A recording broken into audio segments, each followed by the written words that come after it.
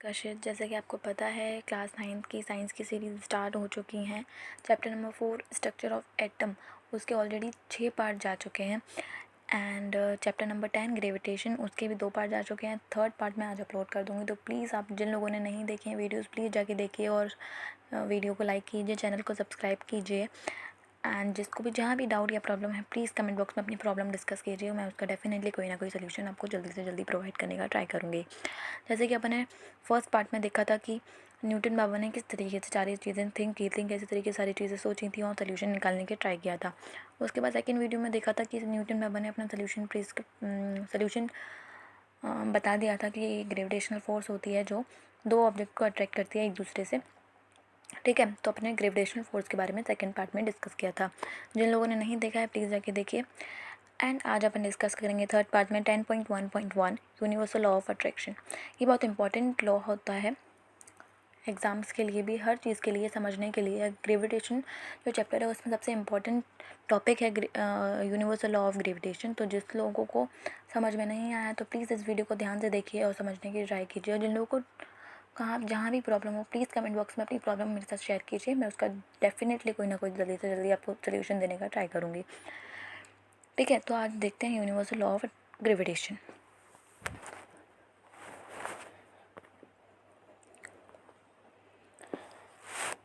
Every object in the universe attract every other object with a force which is proportional to the product of their masses and inversely proportional to the square of distance between them.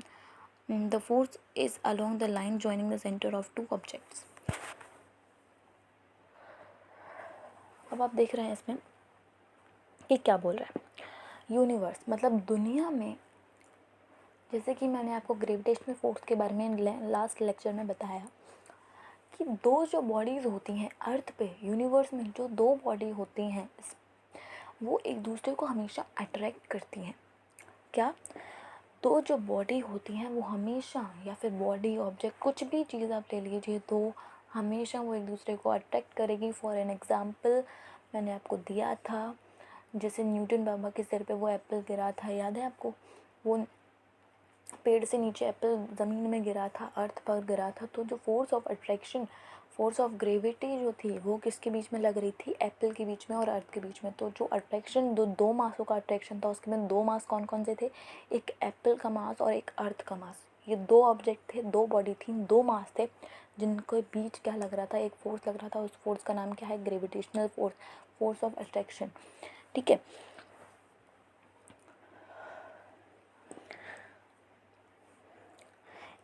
और इसमें यही बोला गया है कि दो object हमेशा एक दूसरे को अट्रैक्ट करते हैं जिस फोर्स का नाम ग्रेविटेशनल फोर्स रखा गया है। हमेशा आप देखिएगा, आप जहाँ भी जाएं आप देखिएगा, अपन बॉल को लें, जो आपकी फुटबॉल होती है, कोई भी खेलने वाली बैट बॉल वाली जो नॉर्मल बॉल होती है, टेनिस बॉल होती है, कोई भी बॉल होती है, आप उसको उछालें ऊपर की तरफ, नीचे की तरफ, जहाँ भी आपको उछालने का मन है आप वहाँ पे उछालें। आप देखिए वो बॉल उछल के कूद के कहीं भी जाके वो आएगी ज़मीन पर ही। क्यों? वो कहीं और क्यों नहीं चली जाती? वो आसमान में क्यों नहीं रह जाती? क्योंकि उसके पीछे भी एक कारण है। एक कारण है, वो कारण क्या है? Gravitational force of attraction.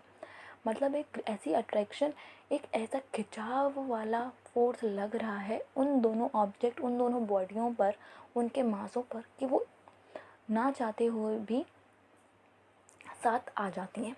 उनके बीच में इतना अच्छा खिंचाव वाला फोर्स ऑफ अट्रैक्शन लग रहा है। ठीक है, कि वो दोनों ऑब्जेक्ट, दोनों बॉडी एक दूसरे को आकर्षित कर रही हैं। अट्रैक्शन फील हो रहा है उन दोनों बॉडी के बीच। फॉर एन एग्जाम्पल मैंने आपको बताया बॉल का, कि बॉल को अगर अपन उछालेंगे, फेंकेंगे, जो भी करेंगे, तो वो सीधे अर्थ पर आके टकराएगी, वो सीधे ज़मीन पर ही आके गिरेगी। ठीक है, तो क्या हुआ? वो दो बॉडी कौन है? वो दो ऑब्जेक्ट कौन है? दो मासेस कौन है? तो वो दो बॉडी, दो ऑब्जेक्ट कौन कौन है? एक अर्थ है और एक वो बॉल है जो उछली हुई है। ठीक है, जो ज़मीन पे आके गिरी। तो पहला ऑब्जेक्ट कौन? अर्थ, और दूसरा अपना बॉल। तो जो दो मासेस होंगे वो किस किस के मासेस होंगे? एक अर्थ का मास होगा और एक दूसरा बॉल का मास होगा। ठीक है, तो इनके बीच ही जो फोर्स लग रहा है कि जो बॉल है वो कहीं ना जाके वो सीधा अर्थ पे, वो ज़मीन पर ही आई। इसके कारण यही है कि एक अट्रैक्शन फोर्स इनके बीच लग रहा है जो इनको एक दूसरे से दूर नहीं जाने दे रहा है और अपनी तरफ खींचने का ट्राई कर रहा है। ठीक है, इसी फोर्स को नाम दिया गया gravitational force of attraction. And universal law of gravitation भी इसी को ही कहा गया है कि दो बॉडी जब एक दूसरे को अट्रैक्ट करें इनके मासेस के थ्रू, उसी चीज़ को यूनिवर्सल लॉ ऑफ ग्रेविटेशन कहा गया है। आगे देखते हैं।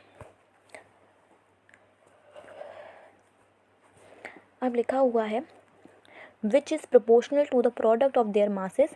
मतलब इनके जो मासेस का प्रोडक्ट होता है, मतलब प्रोडक्ट मतलब जिन लोगों को नहीं पता है, प्रोडक्ट का मतलब वो होता है मल्टीप्लाई। मतलब दो मास जैसे मैंने आपको एग्जांपल दिया बॉल और अर्थ का,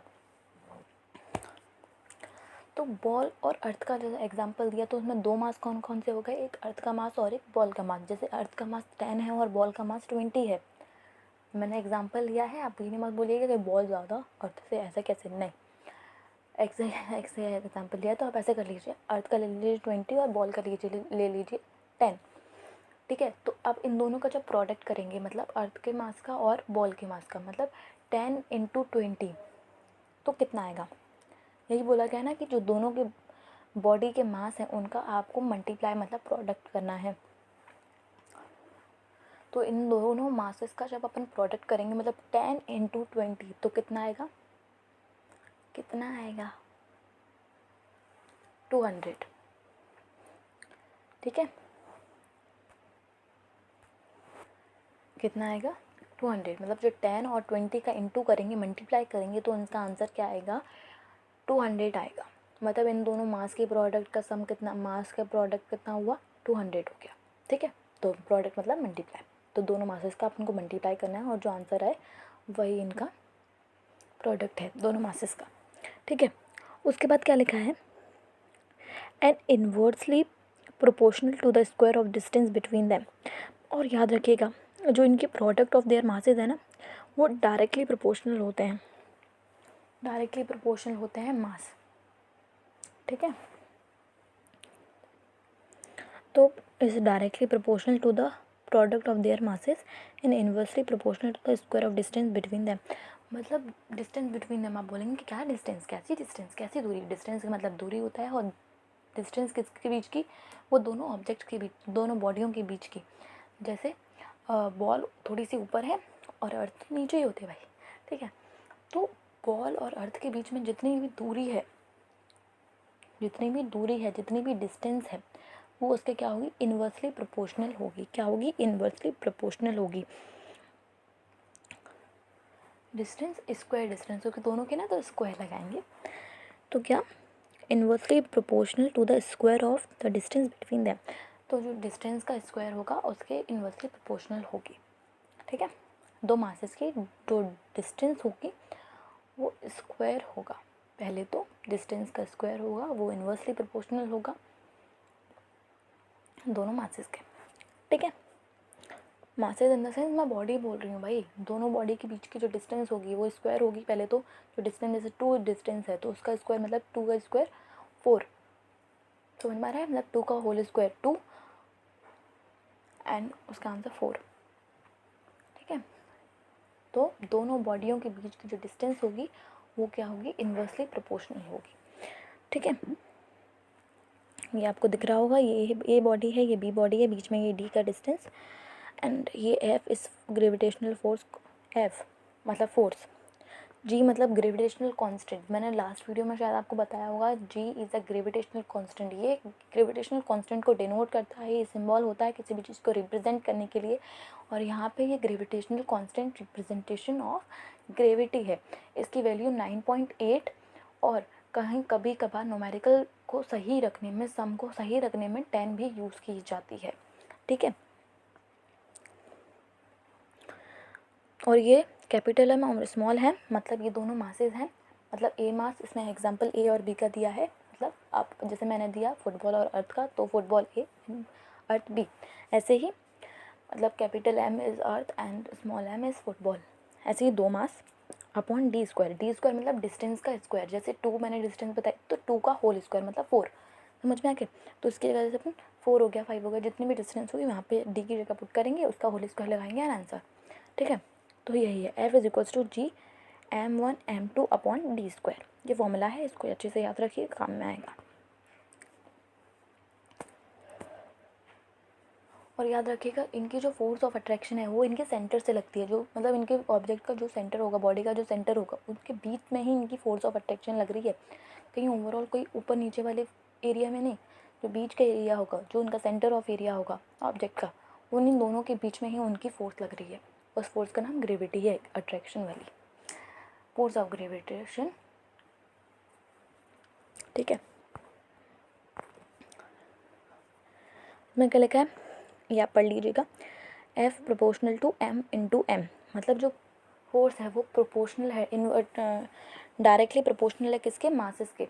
जो फोर्स है वो डायरेक्टली प्रोपोर्शनल है मासेस के, दोनों मासेस के, m1 और m2। ठीक है, एंड फोर्स जो square distance between the objects है उनके भी इन्वर्सली प्रोपोर्शनल है, मतलब मासेस के डायरेक्टली प्रोपोर्शनल है और स्क्वायर डिस्टेंस के इन्वर्सली प्रोपोर्शनल है। तो ये प्रोपोर्शनलिटी का साइन होता है ये वाला, इक्वल टू मत समझिएगा, नंबर कट जाएंगे। ठीक है, तो फोर्स जो है डायरेक्टली प्रोपोर्शनल होती है मासेस की और इन्वर्सली प्रोपोर्शनल होती है square distance between the object. दोनों इक्वेशन 1 थी, इक्वेशन 2, दोनों इक्वेशन को कंबाइन करेंगे तो F proportional to m into M upon D square बनेगा। और जब प्रोपोर्शनलिटी का साइन जब हटता है, ये मोस्ट इम्पॉर्टेंट बात है, इसको नोट बना के लिख लीजिए, बहुत इम्पॉर्टेंट है कि जब प्रोपोर्शनलिटी का साइन हटता है तब कोई ना कोई कांस्टेंट आता ही है। उसके बाद जब कांस्टेंट आता है तो प्रोपोर्शनलिटी का साइन हट जाता है और इक्वल्स टू का साइन लग जाता है। जैसे कि आप इसमें देख रहे हैं F equals to G gravitational constant रखा गया वहाँ, उसके बाद m कैपिटल वाला और उसके बाद फिर into small m upon D square. ये ऐसे है पूरा फॉर्मूला बेस्ड होगा। आप आगे चल के कोई भी न्यूमेरिकल करेंगे, कोई भी क्वेश्चन करेंगे तो इस फॉर्मूला का जब आप यूज़ करेंगे तो प्रोपोर्शनलिटी का साइन वाला फॉर्मूला आप यूज़ नहीं करेंगे, आपको ये इक्वल टू वाला फॉर्मूला ही यूज़ करना पड़ेगा। इससे आपका फॉर्म जो आपका न्यूमेरिकल होगा, जो आपका क्वेश्चन होगा, इजी वे में सॉल्व होकर आ जाएगा। अगर आप ये प्रोपोर्शनलिटी का वहाँ पे फॉर्मूला अप्लाई कर रहे हैं तो आपको प्रोपोर्शनलिटी का साइन हटाना पड़ेगा और जी कांस्टेंट वहाँ पे लगाना पड़ेगा। ठीक है, तो याद रखिएगा जब प्रोपोर्शनलिटी का कांस्टेंट हटाएंगे कहीं भी, मतलब आप इस चैप्टर में देखेंगे, कहीं और भी देखेंगे तो कई सारे कांस्टेंट हैं जो आपको प्रोपोर्शनलिटी के बाद लगाने पड़ेंगे। तो इस चैप्टर में प्रोपोर्शनलिटी का साइन जब हटाएंगे तब यूनिवर्सल कांस्टेंट लगाएंगे जो कि जी है। ठीक है, तो F equals to G m capital वाला, उसके बाद into small m upon D square, ये फॉर्मूला होता है। आपको बहुत हेल्प होगा, प्लीज़ याद करिएगा, मैं बार बार बोल रही हूँ आपको। ठीक है, तो इसमें लिखा भी है सारी चीज़ें, आप देख लीजिएगा। F into D square is equals to G m into M. ये आप ऊपर नीचे ले करके, जैसे F तो यहाँ पे था ही, D को ऊपर ले गए, सॉल्व कर लिया, इनको ऐसे मल्टीप्लाई करके सॉल्व भी कर सकते हैं। ठीक है, इस तरीके से ये सॉल्व हो जाएगा। ठीक है, काफ़ी तरीके से ये बोला जाता है। ठीक है,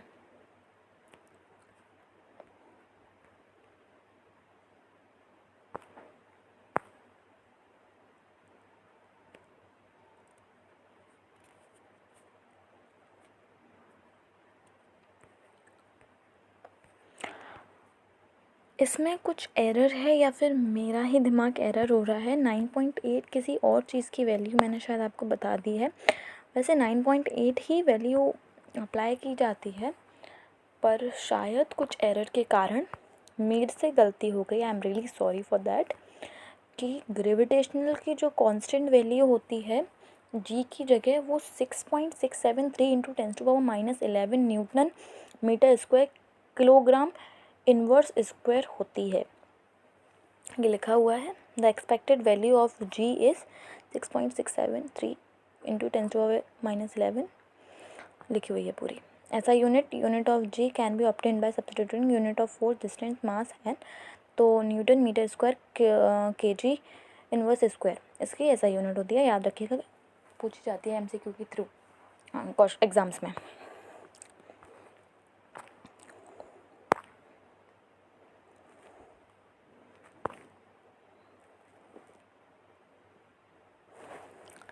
ये देखिए, मैं गलत नहीं हूँ कहीं ना कहीं, बट कुछ मुझसे एरर हुई है या फिर मैं कुछ भूल रही हूँ। देखिए, हर जगह एक्सीलरेशन ड्यू टू ग्रेविटी मैं भूल गई थी। एक्सीलरेशन ड्यू टू ग्रेविटी जब रखते हैं उसमें 9.8 और 10 का यूज़ करते हैं। जैसे कि देखिए, आप इसमें दिख रहा होगा आपको, acceleration due to gravity G is equals to 10 m s inverse square, इसमें भी आपको दिख रहा होगा। इसमें 9.8 यूज़ किया गया है। Acceleration due to gravity G is equals to 9.8 metre. तो मेरे से ये गड़बड़ हो गई है, मेरे से ये एरर हो गया, I am really sorry for that. कि ग्रेविटी कांस्टेंट, जो ग्रेविटी कांस्टेंट होता है उसकी वैल्यू होती है 6.673 इंटू 10⁻⁻11 और ये पूरी यूनिट, ठीक है। और जो एक्सीलरेशन में ग्रेविटी का यूज़ किया जाता है वो अपन आगे बात करेंगे, मैंने आपको पहले बता दिया। I am really sorry for that, I am really sorry, मैं आपको बार बार सॉरी बोल रही हूँ कि बाय मिस्टेक मुझसे निकल गया, I am really sorry. But gravitational constant की वैल्यू होती है 6.673 इंटू 10⁻11 तो आप ध्यान रखिएगा इस चीज़ का। एंड आगे जो पढ़ेंगे तो उसमें आपको बताऊँगी कि एक्सीलरेशन के थ्रू ग्रेविटी की जो वैल्यू होती है वो 9.88 होती है, और न्यूमेरिकल्स में ये वैल्यू ज़्यादा यूज़ नहीं होती है, वो वाली ही होती है, ठीक है। तो 9.8 और 10, तो वो चीज़ तो आप रखिएगा दिमाग में कि एक्सीलरेशन ऑफ ग्रेविटी जो वैल्यू है वो मैंने सही बताई है, 9.8 और 10 भी यूज़ करते हैं कभी कभार, ठीक है। और जो मेन ग्रेविटेशनल कांस्टेंट की वैल्यू है वो 6.63 into 10⁻11 newton metre square kilogram inverse square होती है, ठीक है।